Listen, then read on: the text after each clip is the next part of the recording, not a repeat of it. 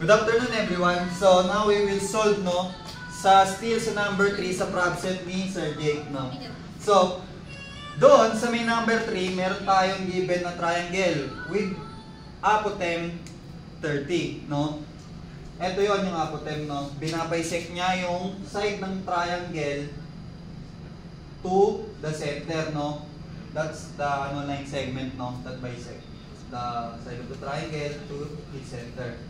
So, ngayon, syempre, kapag may mga apothem, matik yan, isa tong isosceles triangle. So, kung isosceles triangle to, lahat ng, kada angle, sa isang, sa isang vertices, is 60 degrees. So, 60, 60, 60. So, paano natin magagamit yung apothem para makuha si I or the inertia, Gagamitin natin to si small triangle, yung may apothem. Ito 'yon. Magiging ganito. So, 30. 30, bakit naging 30 to? Kasi nga, si total isosceles triangle to, pag pag kinalahati mo yan, yung angle dito, magiging kalahati rin. Kaya magiging 30 siya. So, yan.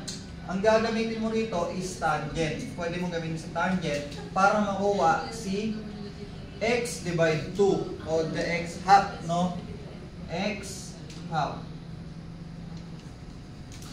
Ayun yung kalahati ni x. Ito si x, yung buong x, nung triangle. Pero, gagamitin mo muna si kalahati ng x. Bakit? Para makuha si height, Kailangan mo kasi si base and si height para magamit mo yung I natin na ito, yung I bar x and I bar y. Kailangan din ng base and height nitong triangle na to. So, ngayon, gagamitin natin to si tangent, opposite over adjacent. Diba? Opposite over adjacent. Pero bakit? Okay. Binaligtad niya, wala dito, Dito siya nagmula. Yung 60 niya, Dito nagmula. Dito sa may maliit, Pag ganun. Aalamin mo muna yung kalahati ng x. So, ito si opposite mo, tapos si adjacent mo, si 30. Kaya ganyan, Pag dito ka nagmula. Kaya, ayan, opposite, adjacent. So, para makuha mo si kalahati ng x, ano lang yun?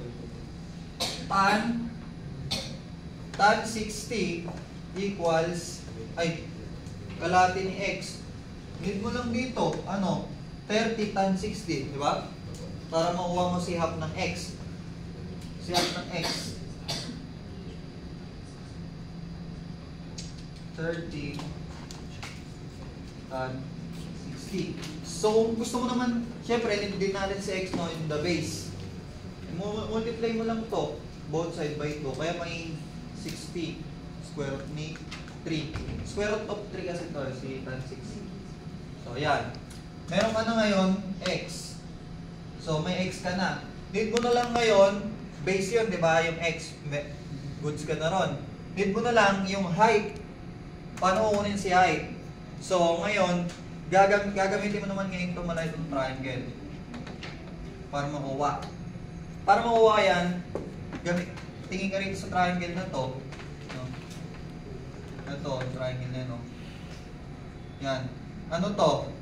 X half, yan diba? Kalahati ni x. So, 30 tan 60.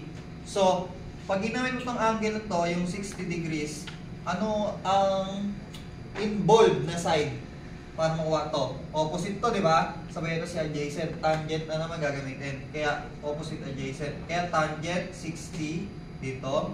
Ang opposite mo, eto, yung h, yung height na hinahanap natin. Kaya, opposite over adjacent. Ang adjacent mo, si x over 2. Eto. Kaya, substitute mo lang dito yan. Kaya, makuha mo to si h, Type mo sa calculus mo niyan, ganito. 30 tan 60 squared. Yan. Makukuha mo 90. So, once na mayroon ka ng base and height, goods ka na. Makukuha mo na to si IX at si IY bar. So, yun. Naka-mm to, no? mm to the 4. Kasi ang apotem na given, 30 mm to. So, yun. Ano muna, pose? Lagyan mo ng ano. So, computing the Ix bar and the Iy bar, no, we get this. They're the same, no? Para sa Ix bar, base height cube over 36. Para sa Iy bar, base cube h over 48. So, pareha sila.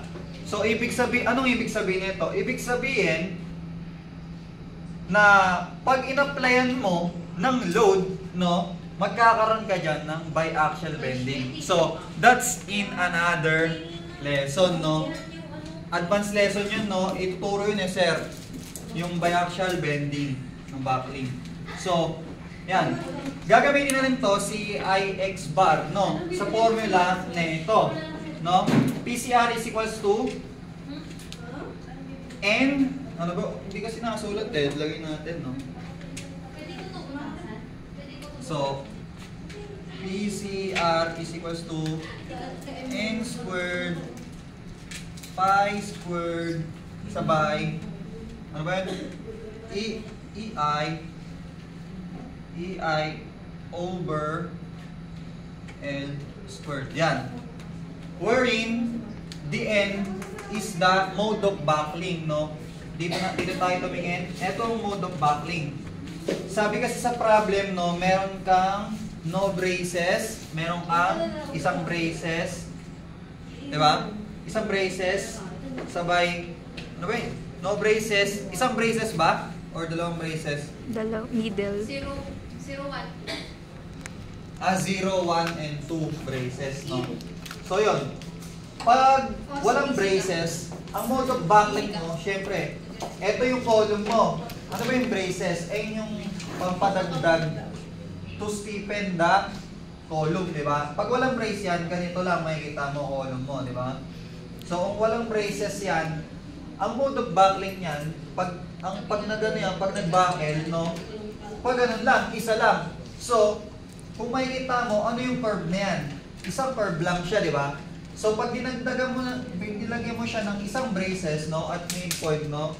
Makikita mo, meron siyang dalawang curve or mode of buckling. So, the mode of buckling is the curve na makikita pag nag-buckle, no? Or parang the deflection of the beam.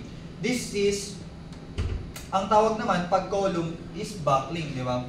So, yun, magde-deflect siya na palateral. Ayun yung tinatawag na universal buckling and the lateral buckling. Or the flexural load. Ayun yun.